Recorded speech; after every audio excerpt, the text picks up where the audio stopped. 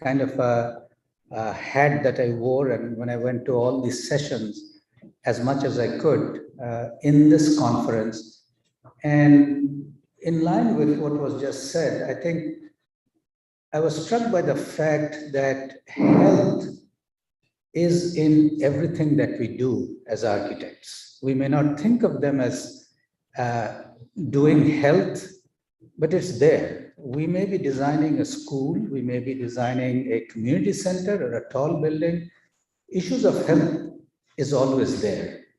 And to me, as I begin to talk to other people and I begin to listen to what everybody is saying, and especially perhaps if you think back to the keynote speeches that we have heard in the last couple of days, the point of view of health was always there. Even when we talk about things like climatic disasters that we talked about in the beginning, we talked about the city and how it was trying to deal with various climatic aspects. Yes, it's climatic aspects, but they affect us in very, very important ways. When we make our buildings airtight and think of ourselves, congratulate ourselves on the back as we have created a wonderful new self-contained unit, but that is also related to health, good or bad.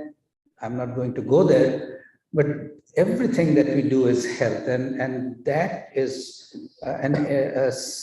perhaps it was something I was thinking of, and it was it was reinforced by all the sessions and all the talks that I've heard today, not today, in this conference. In terms of public health, specifically, I've heard quite a few papers and I've read some of them. You know that we'll have a virtual session in about a month or so, and there will be more papers that, and I hope you can attend. I heard about walkability, I heard about accessibility, I heard about stress reduction, medical conditions like diabetes, obesity, heart health. And then at other extreme, we are talking about atmospheric pollution, temperature rise, anything, as I said, that we can think of has this aspect that we need to keep in mind. And it's not just health as a separate from something else. I really don't think that's true. In terms of settings, we looked at neighborhoods, parks, cities, transit stations, and in some cases we also looked at, or we have heard from authors who talk about small things like public restrooms. We talk about equity, we talk about individual identities, and all of these come to a head in various ways. And I was also looking at some of the bibliography of the various papers, and I'm it's closer to my heart, but I'd say it anyway. Some of the classical authors are still there. People like Jane Jacobs, people like Oscar Newman, Bill Hillier, and I've seen their names come across in many of your papers. So we can re-understand or think about what has been proposed long ago and think of the new context, which we call health, but to me it covers a lot of things.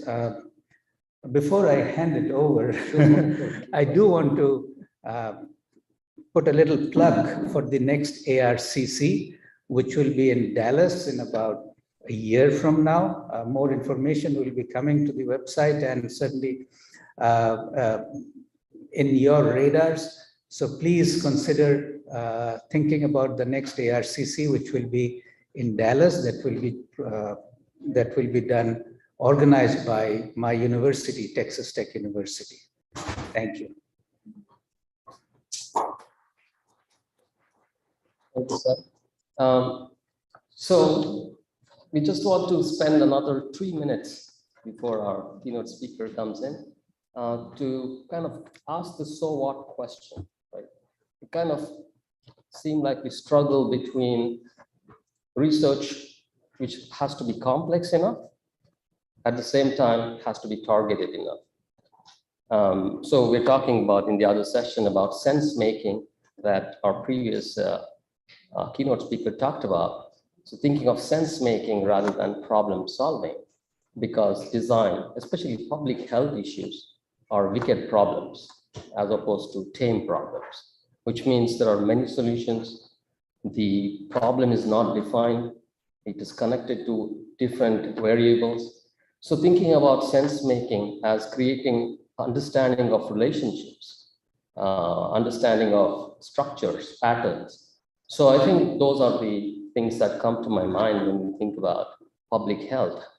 And maybe it's a conversation at the dinner at Winwood about, how do we tackle something like this? Public health is so complex, and behaviors are complex. How do you model behavior? Because there is no regularity in behaviors. Yes, there is some regularity, but there's as much as irregularities. We are not the same as in the morning, as in the evening. Our own behaviors are different at different times. So I think behavior regulation is a big question mark. And at the end, I'll talk about designers' gaze. As designers, what should be our role? It's an ethical question. And I feel that there's a designer's gaze. We are able to see the problem in a very different way than, say, scientists or other scholars. And so problem framing is so important for us. And maybe the designer's gaze lets us to look at public health in a completely different way than policymakers. So I think the quandary of the professional ethical role that we have is something that we have to think about. Any other concluding thoughts? No, the only thing, there's another complexity, which is the environment. That's what we deal with. So he talked about two complex things, then we throw in a third, maybe some more, who knows. But that's why the idea of not problem solving is probably not the right way to go. But again, this is just our thoughts. We talked about it. Of course, these are evolving concepts, evolving ideas that conferences like that bring us together to talk about. And that's what I enjoy about when I come to conferences such as these, and I get to meet with wonderful people who have been thinking along the same lines, but probably in a slightly different way that I've been thinking. And that's important. That's why we come to conferences. Thank you all for coming. Thank you. We are right on time. It's my pleasure to introduce our speaker, keynote speaker today, SUSANNAH Drake. She'll speak about coastal urbanism. SUSANNAH is a principal and founder of D-Land Studio, a leading multidisciplinary design firm with qualifications in both architecture and landscape architecture. SUSANNAH's design engaged diverse systems to create ecologically and socially progressive projects. SUSANNAH is a leader in resilient urban design and has dedicated her practice to confront the impacts of climate change. The Gowanus Canal Sponge Park is a working landscape that addresses the global problem of contaminated streams, rivers, aquifers, and oceans. Rising Current, a collaboration with ARO Architects in MoMA's 2010, a new urban ground exhibition, set a design precedent in urban waterfront resiliency. She is a recipient of the inaugural 2020 Climate Action Design Award by the Cooper-Hewitt Smithsonian.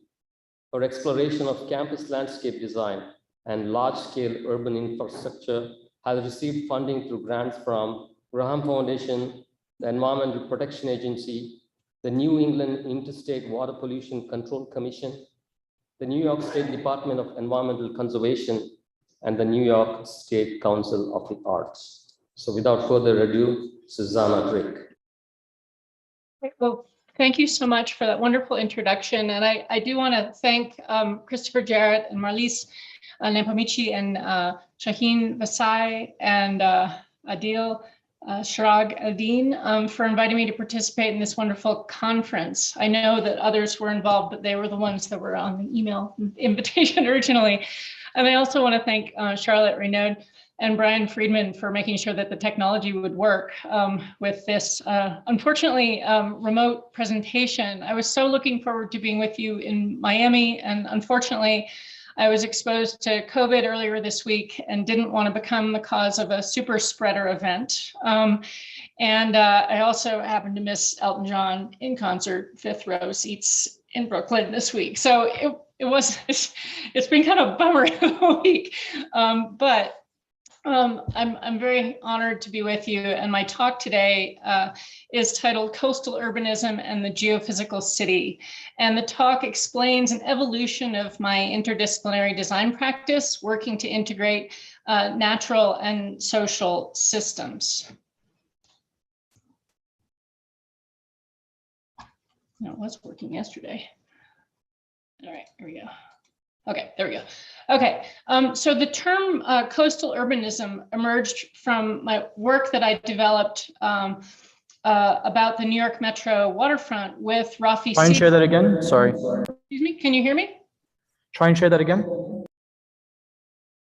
Try and share it again. Are the slides not changing? Yeah, go ahead and throw it. Okay, great. Okay, so the term coastal urbanism, did you hear my last intro or did I just start? We can't see the slide. You can't see the slide? No. Huh. Go to share screen in the Zoom and try it again. Oh, okay, hold on a second.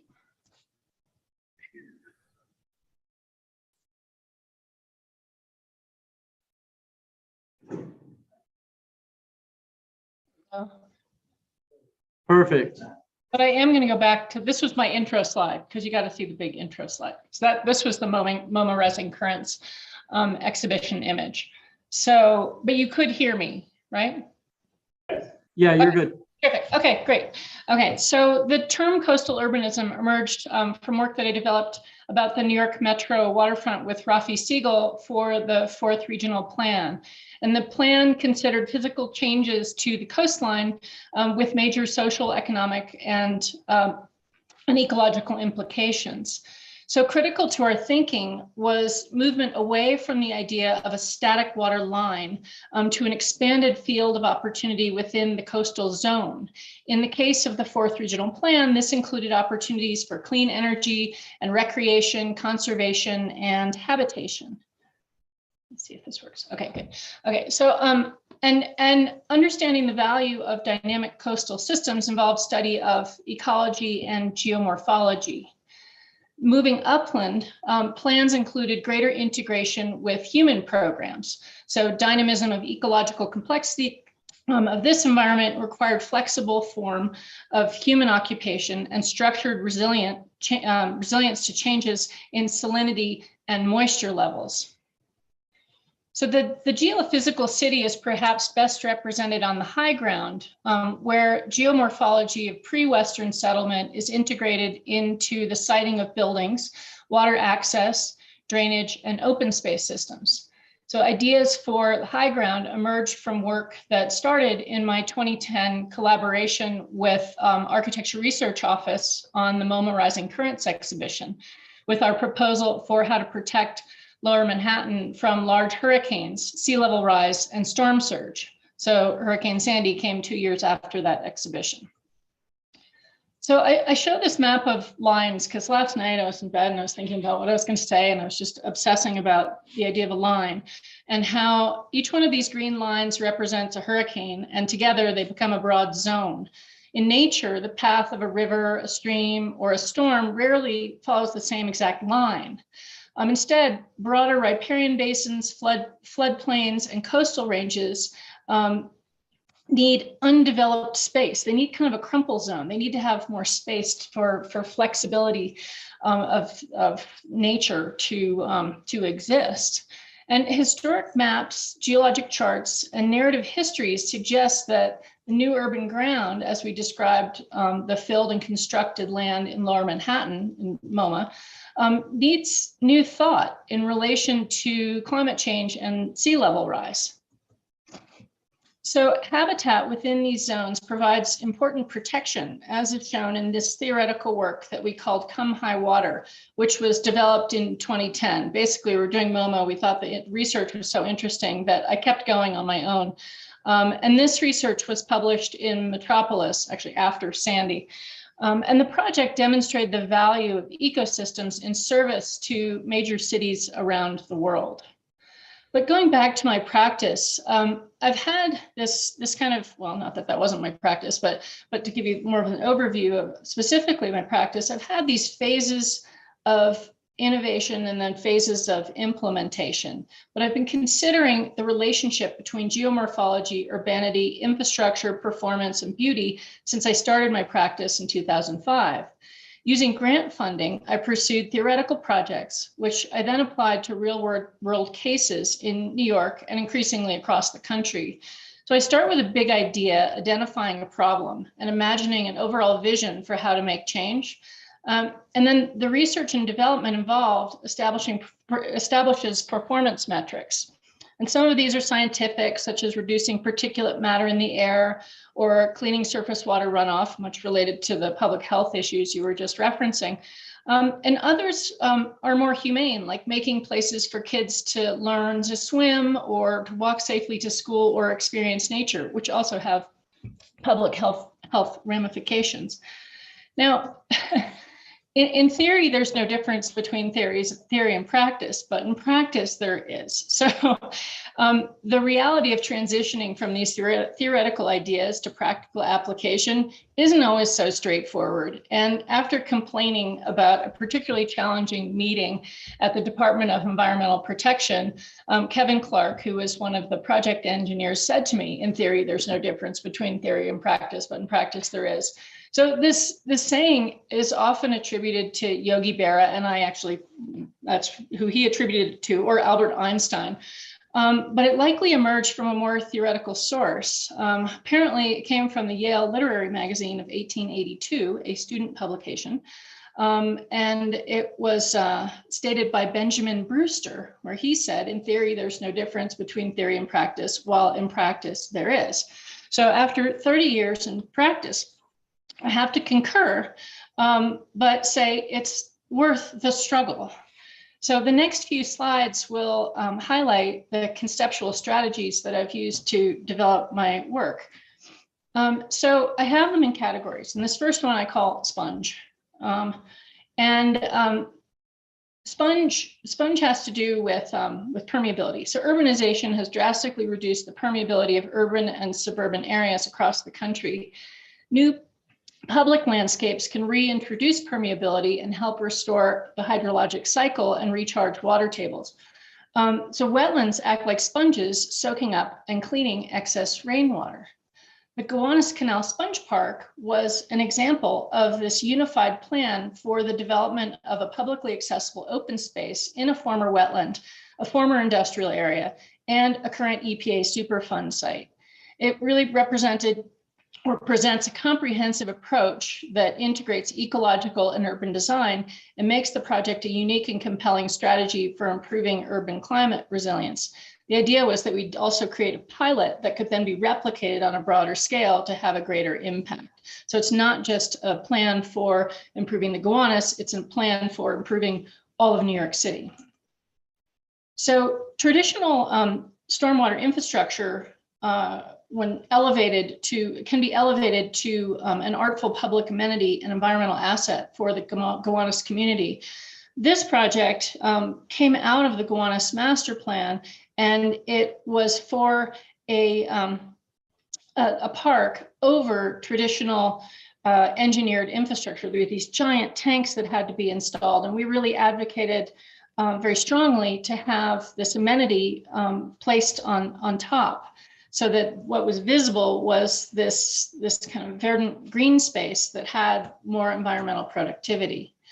So taking stormwater out of pipes can improve the environment and save cities billions of dollars on engineered infrastructure. So this project is at Tibbetts Brook, which is up in Van Cortlandt Park, and it takes hundreds of millions of gallons of water out of the city's combined sewer system and makes a new beautiful public open space. It's better for habitat, it's better for the city economy, it's just better all around. So, and then highway infrastructures can also be adapted to make surrounding waterways cleaner. So modular pilot sponge park planters can filter contaminated water coming off elevated highway infrastructure, removing heavy metals and other toxins. So we developed a number of these different prototypes and looked at it on the small scale, but then also looked at how that would apply to the entire watershed of Long Island Sound. So we got various grants to do this work, and some of them have been implemented, and we've been able to test and prove their efficacy. So in a similar realm, this one I call Unpaved Paradise. So Unpaved Paradise is a reference to Joni Mitchell's song Big Yellow Taxi. You know, she goes, "The paved paradise, put up a parking lot." Well, that was about Honolulu, and I've done a bunch of work in Honolulu, and it's an amazing site because if you look at this cross section of the island, you get a huge amount of water falling in the mountains, and then down when you get to the shore, you don't have very much water. So 160 inches of precipitation up in the mountains, and then 30 inches down at the shoreline.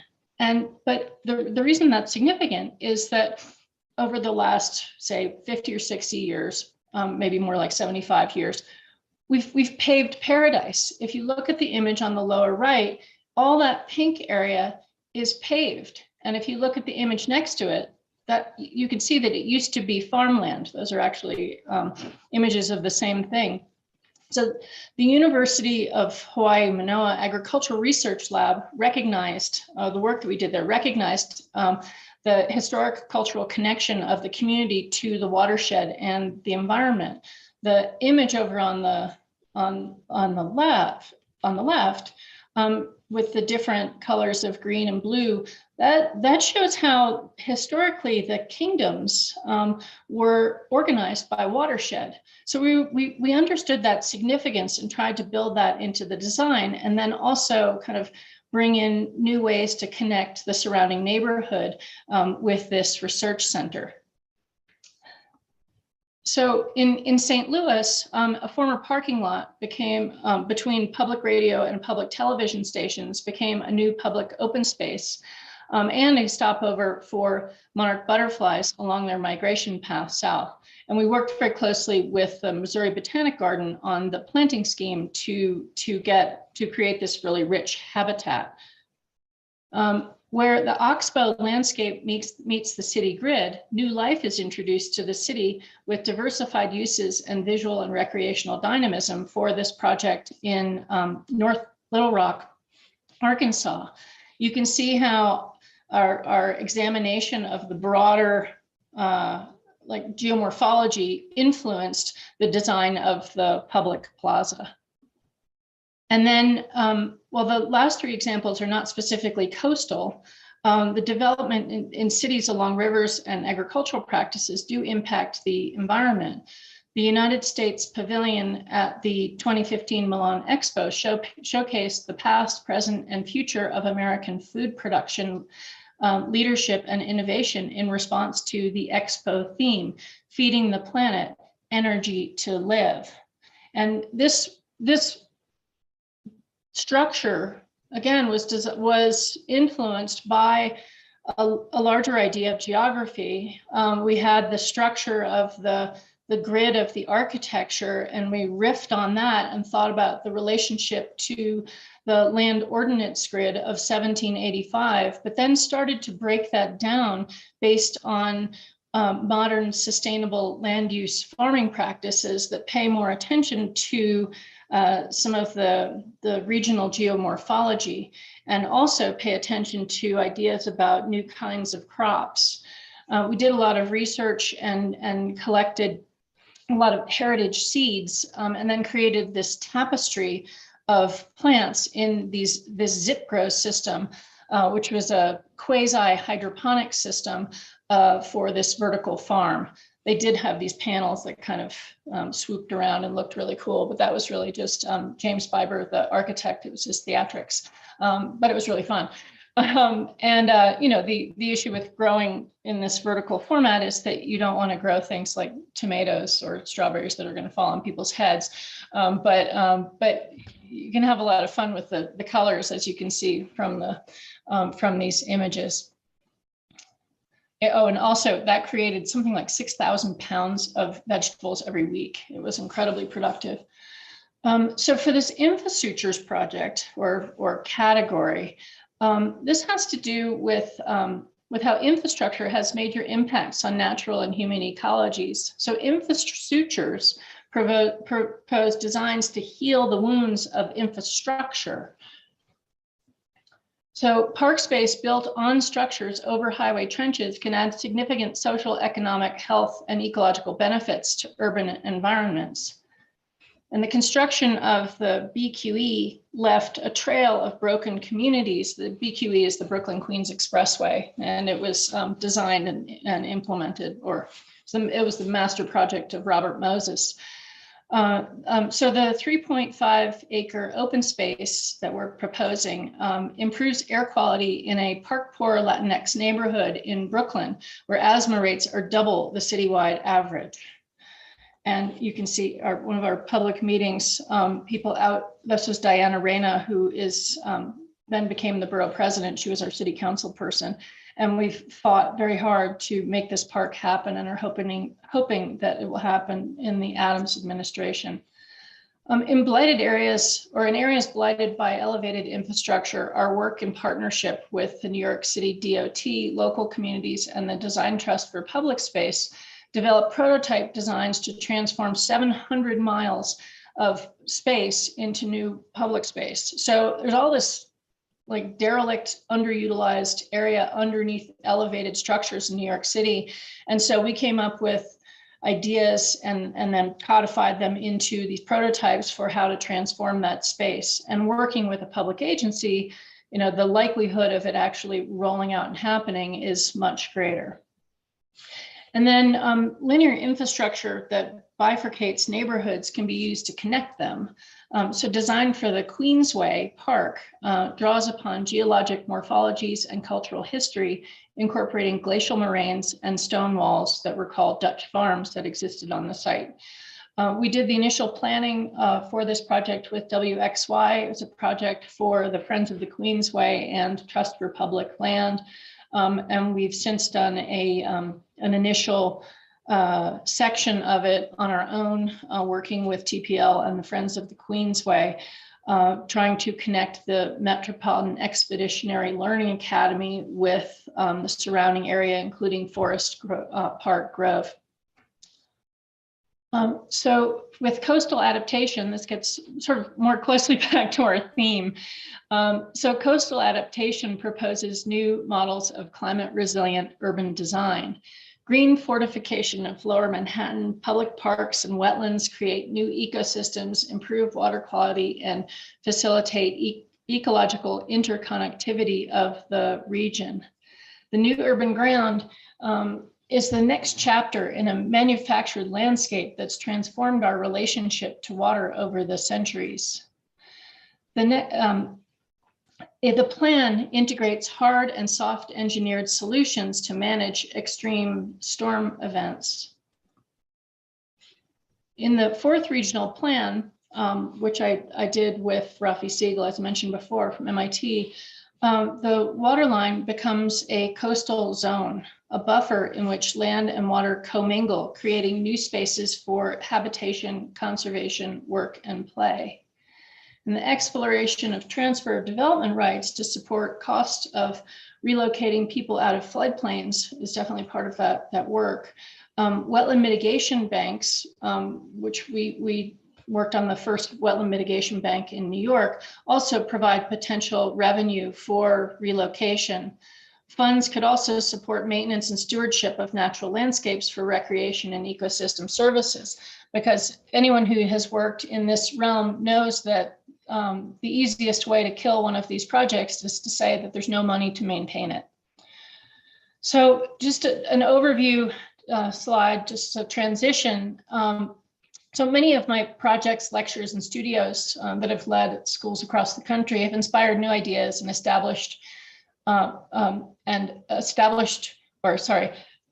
inspired designers to consider the relationship between infrastructure and the environment as a means for creating new public space.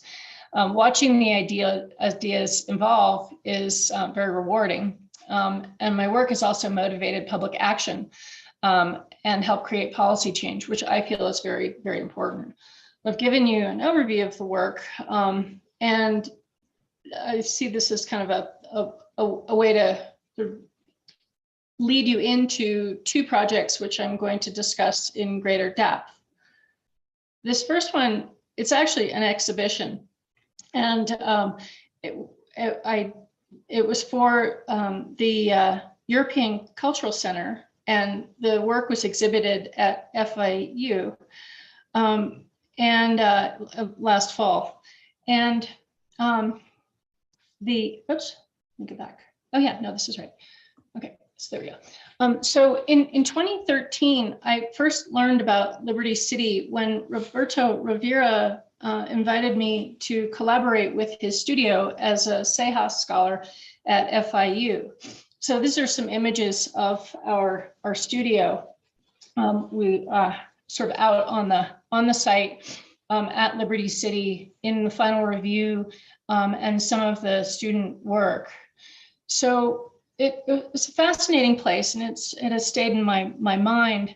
And in the spring of sorry, no, this is right. Okay, sorry.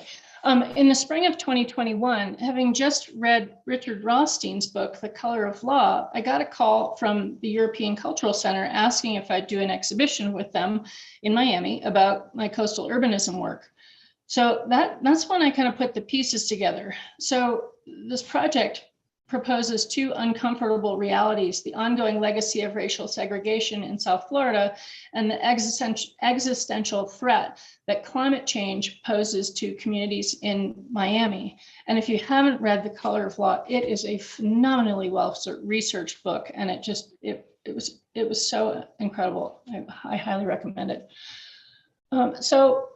Once again, I called Rafi Siegel because we had developed this coastal urbanism work for the RPA, and I thought, well, you know, we had such a great collaboration that we should do it again.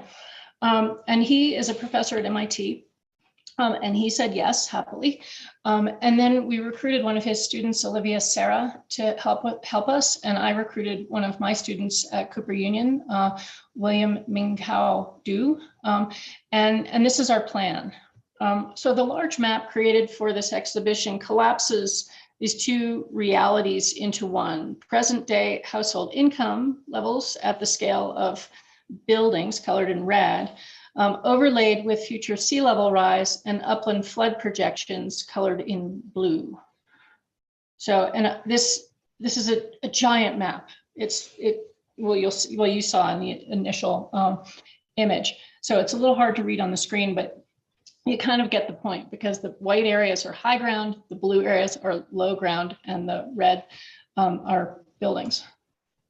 So a Union of Concerned Scientists report suggests that by 2100, 2.4 million homes worth $912 billion and 4.7 million people will be vulnerable to coastal climate change impacts nationwide. Florida will bear 40% of that risk, with 792,226 houses in Miami-Dade and Broward counties alone, in sites vulnerable to severe flooding and wind. This map exposes a reversal of fate in areas of historic segregation for Black communities and other low-income groups, denoted by mid-20th century redlining practices under the excuse of being an economic risk, become, by the end of the 21st century, the few remaining areas on dry land free from environmental risk. Increasing severe storms, storm surge, and sea level rise have already begun to create demand for property on higher dry ground, leading in many places to climate gentrification. Our project seeks to counter this phenomena by providing greater opportunity for wealth generation from within and for historically disinvested and low-income neighborhoods. Oh, and actually, just to go back 1 second, this yellow line that I drew in with a highlighter, I wanted to emphasize that was a wall that was built between neighborhoods to fully or to more completely segregate this Black neighborhood from the surrounding area. So Liberty City was built in 1937 during the Roosevelt administration, specifically to house Black people. Subsequent lines that were drawn in redlining maps created by the Homeowners Loan Corporation HOLC, encircled Liberty City, Overton, and other predominantly Black neighborhoods, indicating perceived lending and insurance risk. The racist practice cost generations of Black people an opportunity available to white Americans to generate equity and accumulate wealth through real estate appreciation. And this material is coming from the Richard Rothstein book. More visible were walls and highway infrastructure that bisected adjacent Black communities, further segregating the neighborhood from the surrounding city. Recent United States Census data lists Liberty City as having a population of 49,981 residents and 15,614 households, and that's from the 2014 census. Liberty City is 95% Black, with a median household income of $18,809 per year, and 42% of its residents living below the poverty line. So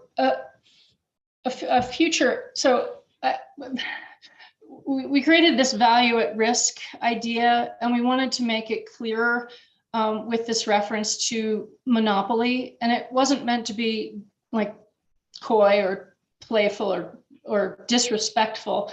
It was really just trying to get people to consider the value of real estate. So in the future,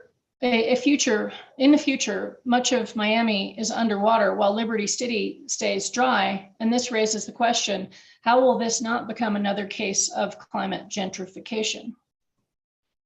Looking at the affected buildings, you can see we created these cards, and you can see just the percentages of properties that are going to be underwater and the tremendous value at risk. And we did this for neighborhoods all around Miami. But Liberty City is, magically on high ground with a lot of land that won't be affected. And that's pretty interesting, and it's pretty interesting to developers. And so related, a minority-owned development company bought or went into partnership. I'm not sure how much they actually paid. I don't think it was very much. Went into partnership with Miami-Dade County and took over and redeveloped part of Liberty City. And there's some great movies about it. And the people who were moved into this new housing seem very happy because it's all clean and new and nice. But they don't have any equity. So they're renting, and they're going to be on this high ground in this nice area or this, newly refurbished area. But when they pass away, they don't have anything to pass on to their kids. So we thought we'd come up with another model. So we proposed methods for empowering the formerly disenfranchised community with new methods of equity capture. So this is the existing conditions, Liberty City with the projected flood zone. So we thought, okay, there is going to be some flooding coming through the neighborhood. Let's make that an open space corridor. So here we have this whole new set of parks. So the projection on the right of the panel, well, it's on the left here, but it's in the right in the big panel, demonstrates our proposed models of co-ops and community-owned urban blocks. And the drawings are exploded to show how the neighborhood could develop over time. So this would be a first phase in 2030 with some civic buildings and this park space. This would be concentrated development to strengthen connection to surrounding schools and existing local retail, development of new commercial corridor within the block.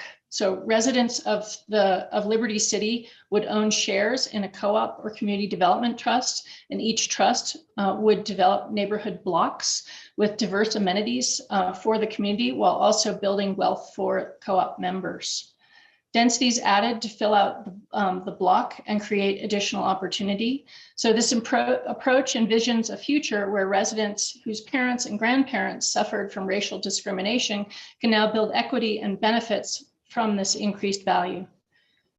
So this work, and this is our final view of 2100 for this fully built out community. You can see it's a lot more dense than it is now, but there's probably going to be a need since this is the high ground and a lot of people are going to need to migrate.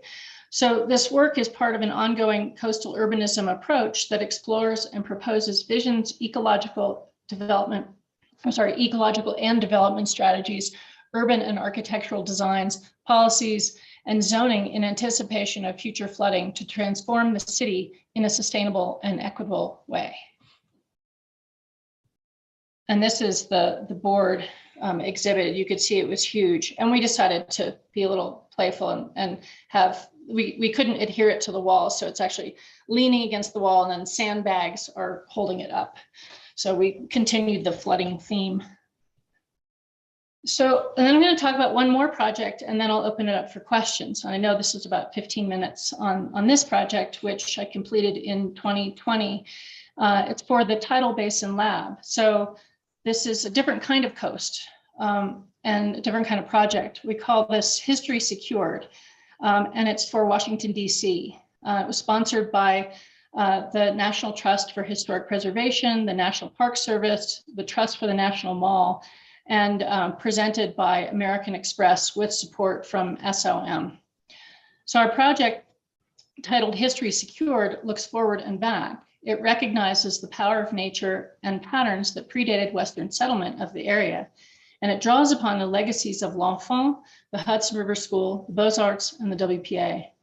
In an approach that reconsiders the limitations of modernism, our design embraces environmental and human complexity and utilizes old and new technology to create a more secure future.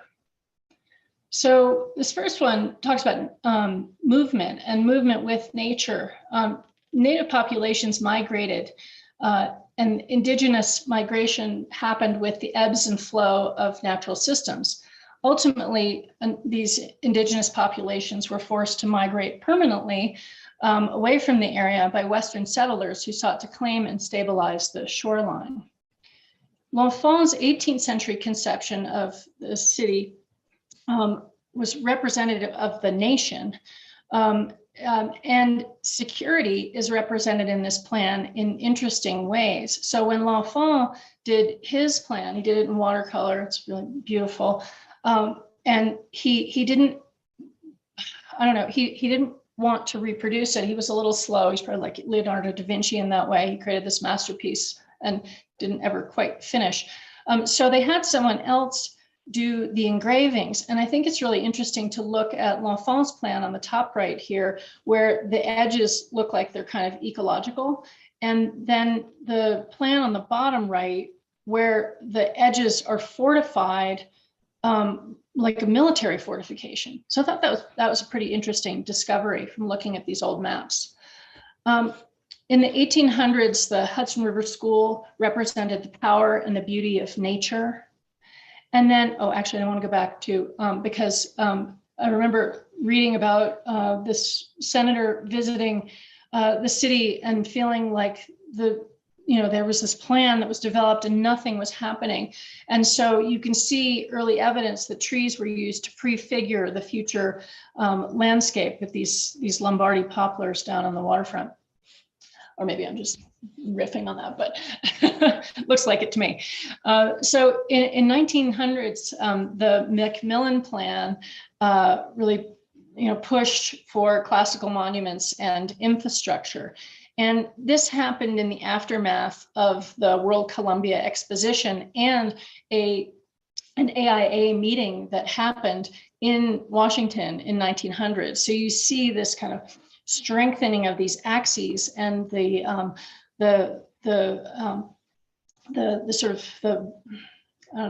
strength of the plan. Unfortunately, a number of small decisions kind of ultimately weaken the plan. In the Great Depression and the WPA, that they brought a vision of landscape architects, artists, and engineers working in the public realm.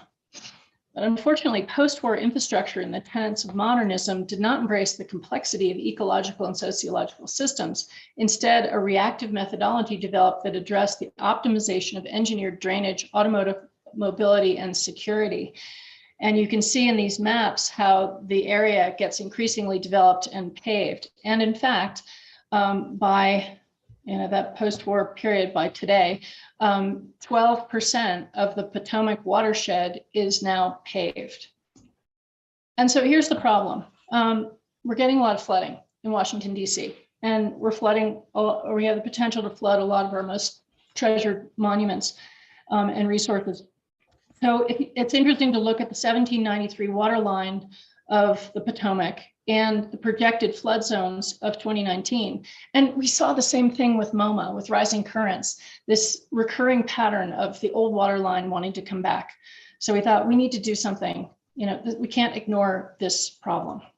So we came up with this strategy of how to connect the monuments in different ways, connect the Thomas Jefferson Memorial with a newly relocated Martin Luther King Memorial on axis with the mall, make pedestrian connections better, absorb surface water runoff with new wetlands, absorb potential terrorist threats near the Jefferson Memorial with a new green wall, and absorb more people, because our mission in all of this was to preserve the cherry trees, which were dying because so many people visit this site that the poor little roots of the trees get compacted, on top of the fact that they're getting flooded all the time. So in any case, our beloved cherry trees are in trouble. And then creating this strategy for securing the upland resources with this bermed area, so elevated landscape, and that new green security wall. So we built upon some of the prototypes. You probably recognize some of these images turned into cartoons from some of the work that I showed you earlier. But we have this proven approach of using these pilots and prototypes to test systems and then implement them on a broader scale. So we thought, well, let's do that here. So we started by working locally around the Jefferson Memorial and around the Lincoln Memorial, creating a new jetty off of the Lincoln Memorial and a new plaza to the south of the Jefferson Memorial. In the second phase, we start to open up the tidal basin. Actually, I think nature would open up the tidal basin, and we create a stronger connection between the mall and the Jefferson Memorial. And then in this third phase, we have fully elevated edges. This is the fully realized plan, with a kind of nod to the formality of the mall, with this new sort of elliptical basin as well. So looking at this jetty, we have the construction of this protective wetland south of the Lincoln Memorial and a relocated Martin Luther King Jr. Memorial. We have the potential for making this new public open space along the public waterfront, the Potomac waterfront, that recognizes public events that used to happen there. So it'd be a public space instead of a highway. We have a future gathering place at the Martin Luther King Memorial with a new cherry alley. And we have Martin Luther King looking west to the rest of the country with Lincoln behind him on his back, or like watching his back, right? Instead of having him look back at Jefferson, it seemed right. And then this jetty to the west of the Lincoln Memorial, it creates an eddy to trap sediment from the Potomac that will naturally build a protective landscape for the mall over time. So let's see, next. Okay, so then we have this land bridge at the Jefferson Memorial along the historic water line that native tribes used to use for fishing. So again, another space where we have a new cherry alley as well. This land bridge becomes this new cherry alley. It strengthens the relationship between the Jefferson Memorial and the White House. You can probably see in this image, the Washington Memorial is just a little off axis, and because of a geotechnical problem when they were building it, in theory, there's no difference between theory and practice, but in practice there is. So here we have this, huge memorial, and it's kind of off. So this would help to reconcile that a little bit by playing with the perspectival geometries. And then south of the Jefferson Memorial, we created a more engaging public space that includes a new plaza with a reflecting surface a new protective green security wall, and softened waterfront edges. So the images to the right show the later stages that strengthen the connection to the back of the mall and create new elevated chariot alley and the new waterfront access for swimmable waters. Here we have our ecologically correct lawnmowers and these new swimmable waters. There's a lot of controversy I won't go into about the swimming in the area that also has racial overtones, but we can talk about that in the Q&A if you want. The FDR Memorial would be relocated also and close to this reflecting basin and weir. And then this is a detail for the memorial and the World War II memorial. And then the FDR Memorial is moved closer to the World War II memorial, and it kind of arcs around the reflecting basin that includes this temporal path, which appears and disappears with tides. Car traffic has all moved underground, improving pedestrian safety and strengthening the historic narrative for tours. An elevated edge and constructed sponge-scape wetland restore ecology of the marsh and landscape and add an important barrier for storm surges. So here you can see that weir. So you can see the elevated embankment and this new land bridge to correct some of the misalignments with the Washington Monument and the White House with that forced perspective I was talking about, and this new ecologically productive and physically protective sponge park edge along the historic water line that used to be used by indigenous tribes for fishing. The broad lawns and the wide paths are included to protect the fragile root zone of the cherry trees. And here you can just see one more image of that elevated edge and how the cars then are connected under the landscape, providing direct pedestrian access to the water above. So history is secured with a balance of nature and culture. So our project looks both forward and back, and it recognizes the power of nature and the patterns that predated Western settlement of the area. I think it's important to sort of think about both the legacy of l'enfant, but the ideas of how this landscape existed before and how those two don't have to be mutually exclusive. They can coexist to create a design where history is secured with this balance of nature and culture. So, and then just two last slides. I found this quote the other day by Gustavo Arauz in his essay titled Preserving Heritage Places Under a New Paradigm. And he suggests an important cultural value of the historic city rests precisely upon its ability to be in constant evolution, where forms, space, and uses are always adapting to replace obsolescence with functionality. This gives rise to the paradox, or perhaps the oxymoron, of the concept of preserving the ability to change. So how do we balance preservation and conservation with a need for innovation and adaptation? Nature could potentially provide a path forward, suggesting larger forces and greater tolerances that may impact urban design practice in the coming decades. And that's really what I see as the potential of this study of coastal urbanism. And that is the end. So with that, I would love to take questions. 2 minutes early, yay. Sorry, I always run late, so I was trying very hard to stay on track this time. So, especially since I'm between you and dinner.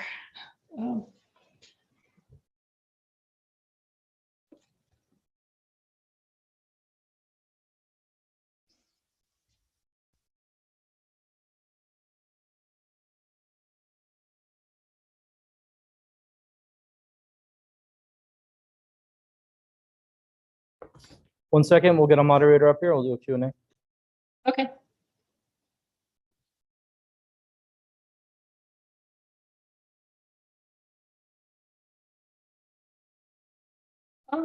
Marlies, hi.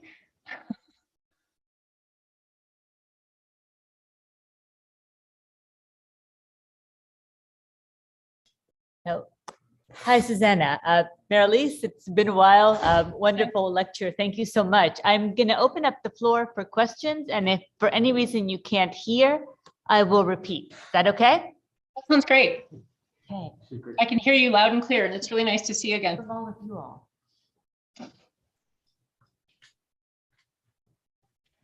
And I apologize again that you're all watching it. I'm sorry, yes.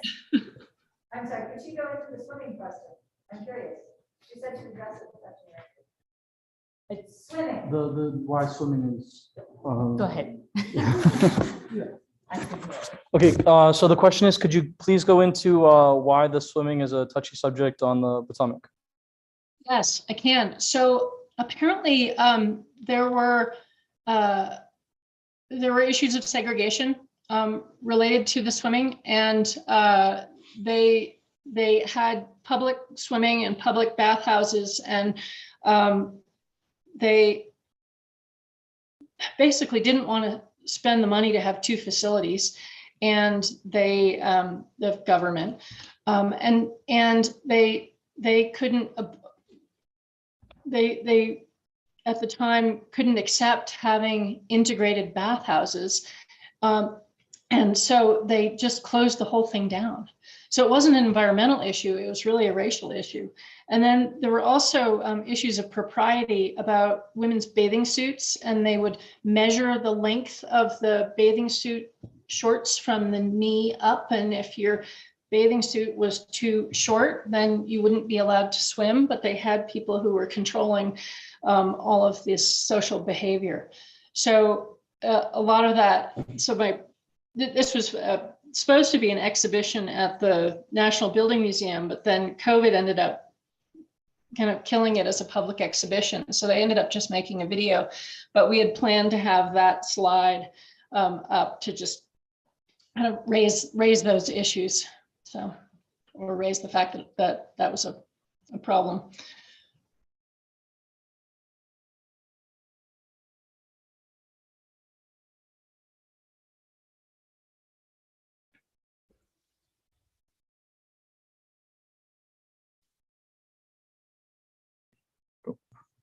Go ahead. Susanna, can you hear me? Yes, I can. Is that Chris? Can't hear her. Not at the same time. Nope. Not at the same time. Nope. Okay. Beautiful presentation. Thank you so much. The visuals are just beautiful. And of course the ideas. But I was intrigued by the work in Miami and this project of looking for the high ground and imagining a future of increased density at the high ground because of the inevitability of the rising of the flooding that's going to happen. Not a question if it's going to happen, it's going to happen. And so part of my question has to do with the particular proposition you had in terms of, I don't know if that was like an 8-block area that you had proposed higher densities. I guess I couldn't quite see this, let's say I couldn't quite see the sponge dimension, but I guess it looked like something very familiar in terms of a built, an increased density within that sort of area. I was trying to find beyond the housing of the people that will migrate there because that's the land that's dry. That's part of my question, just sort of that particular design proposal, I guess. But the bigger question really is that the project that we have to be engaged in for cities around, let's say, the country or the coast? I mean, basically the high ground and thinking about development on the high ground, for the next 50 years. Okay, so I think I have a decent answer for that. I've been engaged a lot in adaptation and migration away for people away from coastal zones that are really highly vulnerable. And I've been exploring that for a while. And I would say in the 4th regional plan, we advocated for it in a very formal way. Can you hear me? You can't, okay, because you've still got the block running. So with the fourth regional plan, we identified the high ground and then also identified underutilized transportation corridors. So there were train lines and subway lines and roads that weren't used as much as they could be. And we proposed creating a new city, like a new city of increased development around Jamaica Bay, instead of having people live in Jamaica Bay. So that was work with Rafi, and that's kind of why I brought Rafi in on the Florida project as well. On the Florida project, we had, like 2 months to work on it. It was fast. But we were applying some of the same principles where we were thinking about the high ground and how that was a really valuable development zone. But then we were also thinking about the community that lived there, and the work of Rothstein, because I've been just reading that, and how unfair that was. And so we wanted to come up with a different housing model, this for local development. It's really maintaining ownership for the people that live there. Now, it's not fully fleshed out in any way, but it was really intended to raise awareness. And I was anticipating this question because I figured that is the question. How do you actually make this happen? And with the development in New York, I can imagine a lot of different models of how it could happen, just because of the way development happens in the city.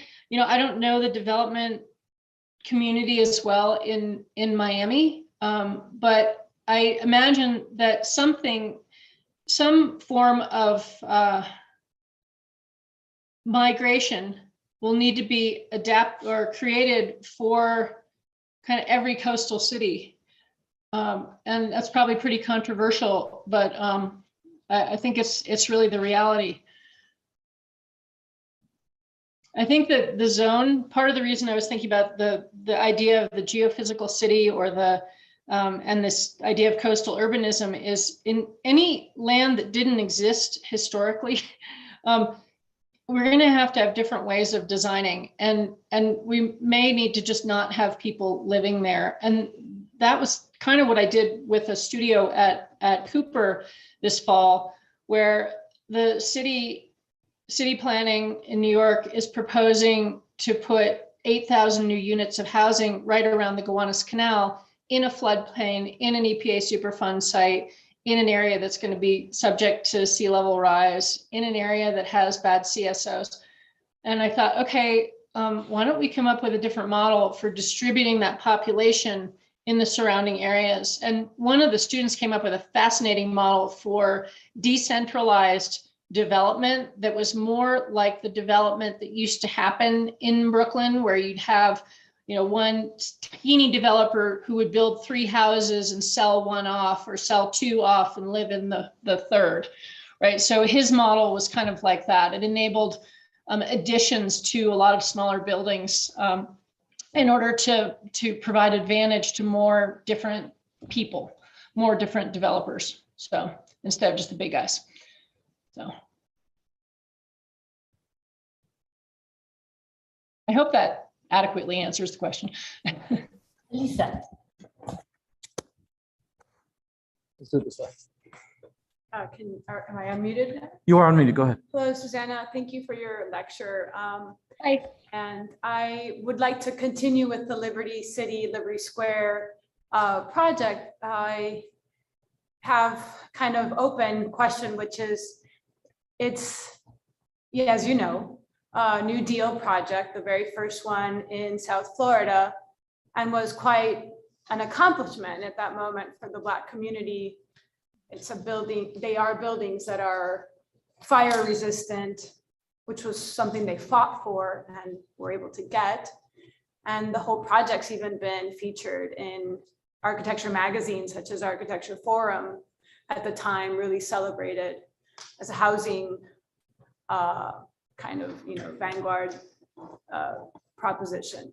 And so as there are cultural landscapes that really should be embraced, even if perhaps they don't make some sense in other aspects, like maybe ecological or maybe economic, the fact that this housing project, in order to become owned by the people that live there, needs to become more dense.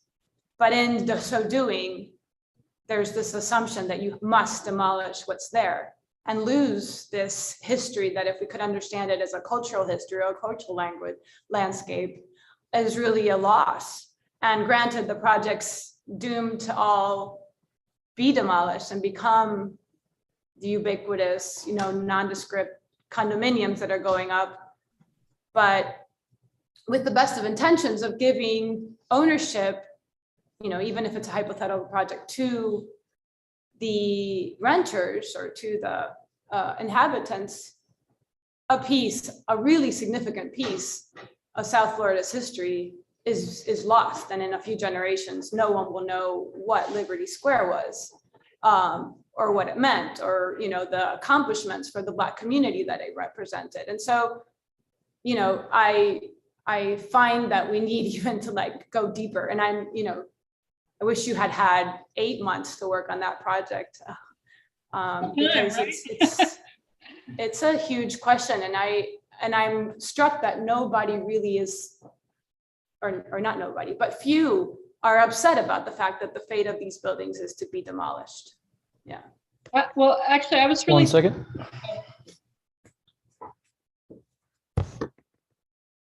All right. Go. I was actually really surprised that a big section had been basically taken over and rebuilt by Related, because when Roberto and I did the studio, that I don't think that was there. I mean, those, and even I think what I showed you were renderings. I think some of it has been built, but I haven't been down to visit yet. But I think you raise a really, really interesting point. And, we proposed housing. So we proposed kind of the kind of obvious idea of replacing housing with housing, or replacing housing with a mixed use development. But you're right that it does kind of deny the history of the site, which is important. And those buildings are quite beautiful. And I think, there are other models that could utilize the surrounding area, even around Liberty City, that's also on high ground, and, create something else out of that space. You could adaptively reuse those buildings for something other than housing that recognizes the history, but also provides new space. It would be an amazing studio. So maybe I should do that next time, right? Because I was part of this program with the French America Foundation a few years ago, and it was kind of an incredible boondoggle, because they took us to all these sites around France that had been redeveloped and incorporated the arts. And one of them was in Saint-Etienne, and they had taken this old munitions factory and turned it into this maker space and just really cool kind of art space, training ground, like workforce training kind of facility. I can imagine you could do something like that there as well. I just think that ultimately there is going to be a need for housing, and there is a need for some kind of resource for economic empowerment of the community. And I think just giving somebody, nicer housing isn't that model. So that's really where we were going. But I think you're absolutely right. And I think you've stated it so articulately and so in such an important way that it really does need to be investigated. So.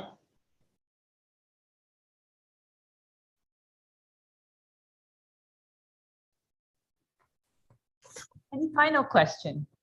Ready to wrap up? Okay, then.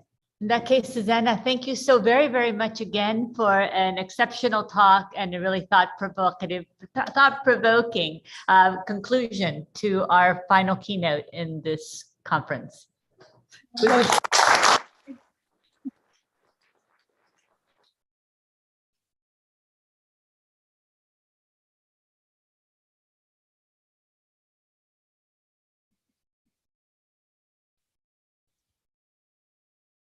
Thanks, Brian.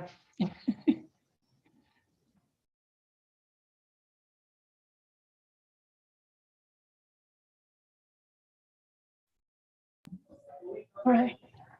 That was really good, Susanna. Thank you. Oh, thank you, Brian. I hope people liked it. Looks like there are people in the back. No, I enjoyed it. Oh, and someone else is here. Oh, no. Nice to meet you, Susanna. Hope it's in person sometime. Oh, me too. Me too. Yeah, send me a note.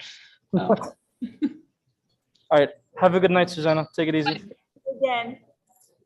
See you soon. Bye-bye. How do I turn it off?